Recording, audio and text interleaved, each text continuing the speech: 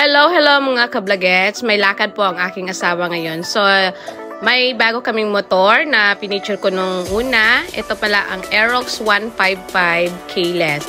So, nakikita nyo po, ina-arrange na po ng aking asawa yung mga gamit niya. Ang laki po ng, what we call this one? Hi! Nagbabay siya. U-Box. Yes, ang laki po ng U-Box, guys. And then, ito, yung motor niya.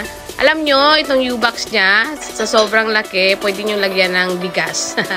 And guys, alam nyo ba, ang maganda dito sa mga keyless? Kasi wala ka ng keys na hawakan, mag-on na yan siya. So, medyo may pricey siya kaysa yung sa keyless.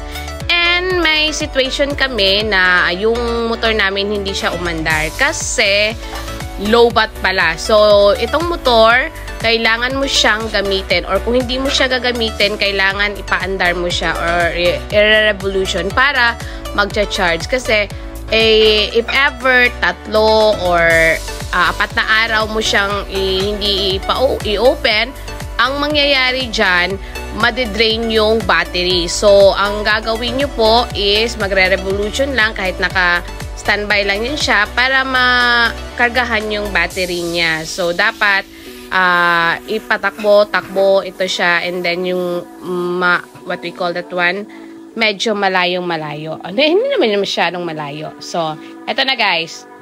Yan. Sawa ko nga pala, pa-cute ng pa-cute. Yan, di ba? Nakikita nyo ang lalaki ng U-Box. Ang laki ng U-Box, ang lalaki pa. Ayan. Nandyan lahat ng gamit niya. So, sling bag lang yung nasa labas. Yan.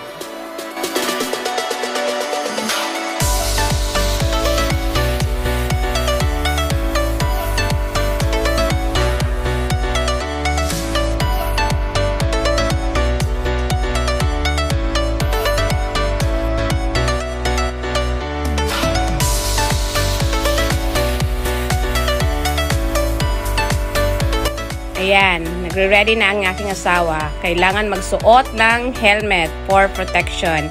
So, pag magmo-motorsiklo, kailangan magsuot ng helmet. So, guys, thank you for watching.